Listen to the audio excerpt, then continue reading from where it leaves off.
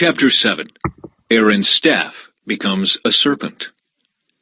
Then the Lord said to Moses, "Pay close attention to this. I will make you seem like God to Pharaoh, and your brother Aaron will be your prophet.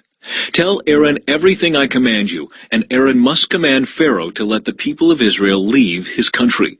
But I will make Pharaoh's heart stubborn so I can multiply my miraculous signs and wonders in the land of Egypt. Even then Pharaoh will refuse to listen to you, so I will bring down my fist on Egypt.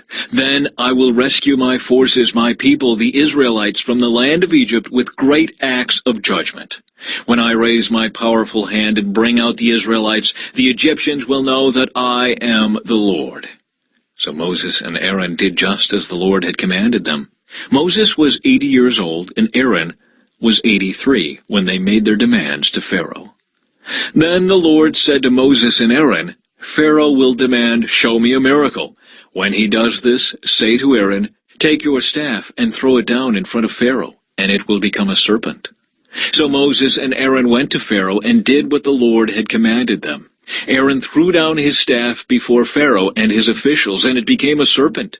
Then Pharaoh called in his own wise men and sorcerers, and these Egyptian magicians did the same thing with their magic. They threw down their staffs, which also became serpents. But then Aaron's staff swallowed up their staffs. Pharaoh's heart, however, remained hard. He still refused to listen, just as the Lord had predicted. A plague of blood.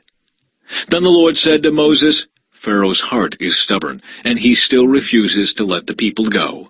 So go to Pharaoh in the morning as he goes down to the river. Stand on the bank of the Nile and meet him there. Be sure to take along the staff that turned into a snake. Then announce to him, 'The Lord, the God of the Hebrews, has sent me to tell you, let my people go, so they can worship me in the wilderness. Until now you have refused to listen to him. So this is what the Lord says.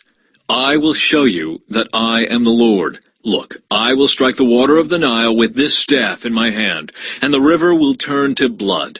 The fish in it will die, and the river will stink. The Egyptians will not be able to drink any water from the Nile."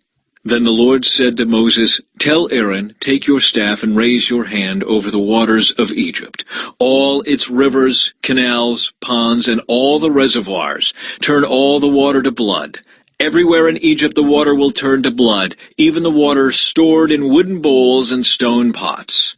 So Moses and Aaron did just as the Lord commanded them. As Pharaoh and all of his officials watched, Aaron raised his staff and struck the water of the Nile. Suddenly the whole river turned to blood. The fish in the river died, and the water became so foul that the Egyptians couldn't drink it. There was blood everywhere throughout the land of Egypt. But again, the magicians of Egypt used their magic, and they too turned water into blood. So Pharaoh's heart remained hard. He refused to listen to Moses and Aaron, just as the Lord had predicted. Pharaoh returned to his palace and put the whole thing out of his mind. Then all the Egyptians dug along the river bank to find drinking water, for they couldn't drink the water from the Nile. 7 days passed from the time the Lord struck the Nile.